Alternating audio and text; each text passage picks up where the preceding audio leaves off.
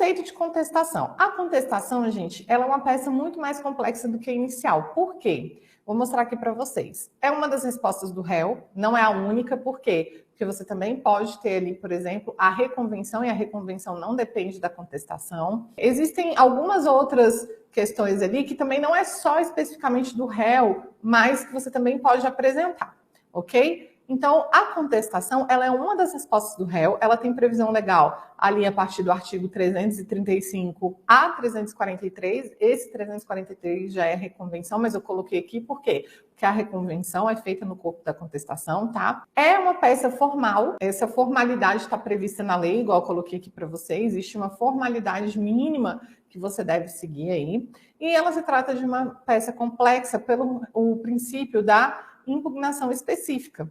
Ok? Então, olha lá o que diz o princípio da impugnação específica. Incumbe ao réu alegar na contestação toda, vou falar aqui para você de novo, toda matéria de defesa. Não tem outro momento, é na contestação. Expondo as razões de fato e de direito com que pugna o pedido do autor e especificando as provas que pretende produzir. Incumbe também ao réu manifestar-se precisamente, sobre as alegações de fato constante da petição inicial, presumindo-se verdadeiros os não impugnados, salvo se não for admissível a seu respeito à confissão, a petição inicial não estiver acompanhada de instrumento que a lei considera de substância do ato e estiverem em contradição com a defesa considerada em seu conjunto, o ônus da impugnação especificada dos fatos não se aplica a defensor público, advogado dativo e curador especial.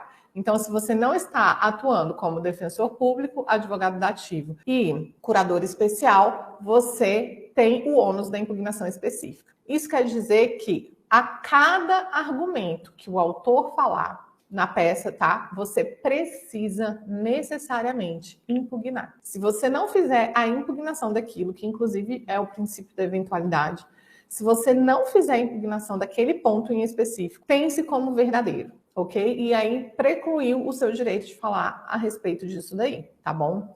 Lógico que tem aqui as exceções que eu trouxe para você, que são questões mais envolvendo ordem pública, se não existe ali, por exemplo, a pessoa fala, eu quero a partilha de uma casa. Tem como partilhar uma casa se essa pessoa não trouxer o documento obrigatório para esse tipo de coisa, que é o que? A escritura da casa? Ou uma cessão de posse daquela casa, que aí você vai partilhar, na verdade, é o direito à cessão de posse? Não tem como você fazer. Então, é mais nesse sentido, questões de ordem pública, né, onde não poderia ser aceito ali a confissão, e também se, por um acaso, dentro da defesa, tiver aí considerado dentro do conjunto contraditório com o que está sendo falado. Bom, vou mostrar para vocês aqui coisas que eu nunca aprendi na faculdade, e a gente já falou sobre isso lá na aula de inicial, que a gente falou sobre petição inicial vitoriosa de divórcio na terça-feira passada, né? Nós falamos aqui que o juiz tem o sistema 1 e o sistema 2, assim como eu e como você. O sistema 1, ele é feito ali, né, pelo nosso sistema reptiliano, ou seja, nosso sistema intuitivo, e também do nosso sistema límbico, que é o nosso sistema emocional. Por isso que ele é rápido, ele é associativo, ele é emocional, tá? Ele é instintivo, tá ok? Então, nosso sistema 1, ele é um sistema emocional, intuitivo, automático, né? Já o nosso sistema 2, ele é o nosso sistema de inteligência, tá? É o nosso sistema racional. Ele é muito mais lento, ele é analítico, ele demanda esforço, tá? E o que acontece? O juiz, quando ele vê uma petição inicial e ele bate um olho na contestação, dali ele já vai ter, né, formas que o nosso cérebro tem de tomar decisões de maneira automática. A gente chama isso de heurísticas, tá? E essas heurísticas também, elas podem aí trazer o quê? Decisões enviesadas, que a gente chama, porque existem os vieses cognitivos. E aí, gente, o juiz, ele vai decidir com base naquilo que ele vê. Lembra que Daniel Kahneman fala o seguinte: o que você vê é tudo que há. O que o Daniel Kahneman fala. Conforto cognitivo, por quê? Porque a nossa mente está sempre buscando pelo conforto cognitivo. A gente tem conforto cognitivo e a gente tem tensão cognitiva. No conforto cognitivo é quando a gente... Eu vou até colocar aqui para vocês um quadrinho do Daniel Kahneman, mas olha só, aqui está o conforto. Por meio do que a gente tem o conforto? Experiências repetitivas, exibição nítida, ideia evocada e bom humor, tá? O que esse conforto cognitivo traz? Ele traz uma sensação de que é verdadeiro, uma sensação de que é bom, uma sensação de que é fácil, uma sensação de familiaridade. Então, a gente busca justamente trazer isso por meio de experiência repetitiva, por meio de exibição nítida, por meio de ideias evocadas, que nada mais é do que associação. Bom, rapidamente eu vou mostrar aqui para vocês a respeito da estrutura da contestação. Então, olha lá. Primeiro, a gente vai começar como numa petição inicial, com endereçamento, depois o número do processo, identificação das partes, né? E fundamentação. Então, quais são os fundamentos jurídicos para você entrar com aquela peça?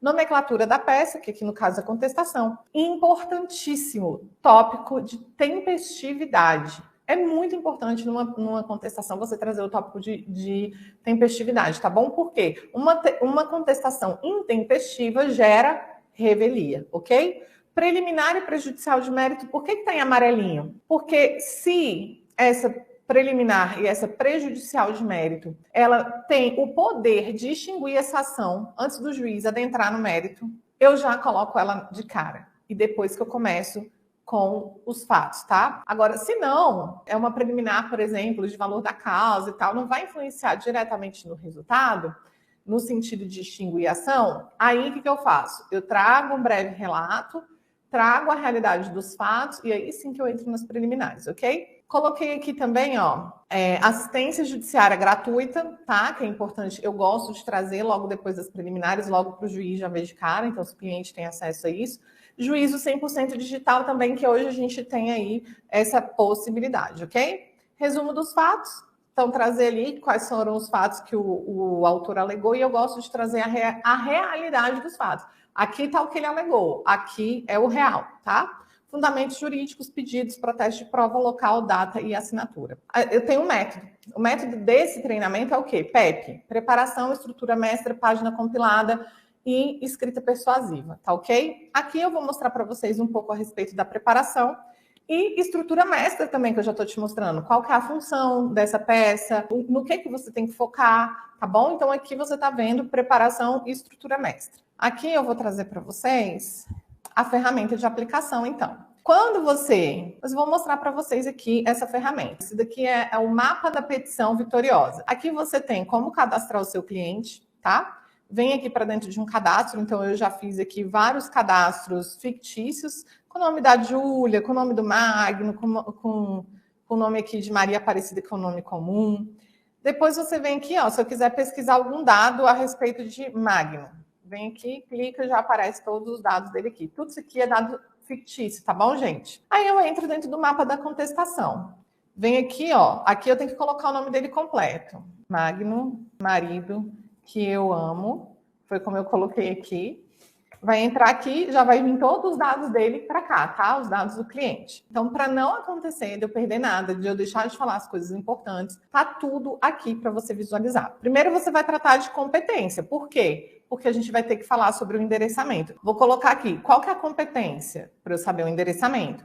Qual que é o número do processo? Qual que é o tipo de demanda? Tem juízo digital? Se tem, eu clico que sim. Se não tem, eu deixo em branco, tá bom? Tem gratuidade de justiça? Se tem, eu clico que sim, senão eu deixo aqui em branco. Qual que foi a data da citação? Porque, gente, tempestividade, tá ok? Aí eu vou lá, coloquei um prazo fatal aqui. Aqui eu coloquei 10/11, mas vamos lá para eu colocar aqui uma outra data? Vou colocar 25/11 de 2022. Pronto. Ela já vai direto aqui como forma de data. Depois eu venho aqui, ó, e cadastro, e ele vai para onde? Para o meu mapa dos prazos, tá? Então, aqui eu tenho prazo de contestação, de emenda inicial, de réplica, de manifestação. Então, aqui você já consegue cadastrar aí, ok? Gente, olha, um erro muito, muito, muito comum dos profissionais, operadores de direito, né, advogados que fazem contestação, que é o quê? Pega o 337 inteiro, que fala a respeito das preliminares, e põe tudo lá de maneira genérica. Não dá. O juiz odeia isso, tá? É uma lista muito grande. Então, você precisa analisar ponto por ponto. E aqui, por isso que eu trouxe aqui para vocês, ó. Você vai analisar. Tem na existência a nulidade de citação? Se sim, você marca. O que tiver marcado é o que você vai ter que trazer na sua petição, tá bom? Tem a lista de preliminares lá no artigo 337. Prejudicial de mérito. Prejudicial de mérito é defesa de mérito. não é preliminar. E tem até uma aqui que eu coloquei meio azulzinha, não sei se dá para vocês verem, que é essa daqui, ó, continência. Continência não está na lista, ok? Mas como conexão e continência está, inclusive, no mesmo artigo falando a respeito disso, e conexão é preliminar, eu coloco como preliminar, tá ok? É uma coisa bem difícil ali de você até visualizar e constatar, mas eu já consegui várias continências aqui, que aí você tem a reunião do processo, tá bom? Agora, prescrição e decadência são defesas de mérito. Lembra o seguinte, dentro da petição, a gente vai ter defesa direta e defesa indireta. Defesa direta, não fiz, não é verdade, não aconteceu isso, não tem nada a ver. Vou negar tudo que o autor está falando. Defesa indireta. O que é defesa indireta? Olha, realmente aconteceu isso. Entretanto, eu trago um fato extintivo, modificativo, impeditivo do direito do autor. Ok? E aí, ó, aqui você vai poder marcar se é prescrição ou se é decadência, tá bom? Lembra que você tem que impugnar ponto a ponto?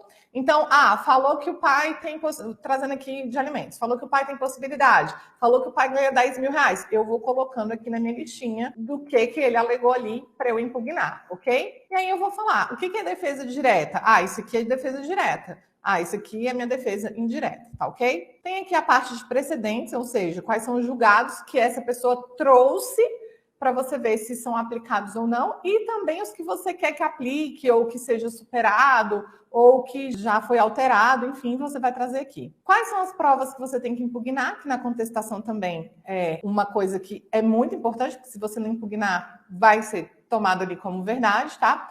Quais são as provas que você tem que juntar? E aqui é observação de prova para o cliente, porque você vai colocar quais são as provas que você precisa, e pode ser que ele já tenha te mandado, aí você vai colocar aqui que já mandou, e o que não mandou que você tem que cobrar, tá bom? Os pedidos que você vai ter que colocar aqui, e teses doutrinárias, se você tiver aí escrevendo alguma coisa que tenha com tese. Vocês lembram que eu falei método PEP? Preparação, que é isso, vai fazer toda essa preparação aqui nessa ferramenta. Estrutura mestra, que é isso que eu estou te ensinando aqui.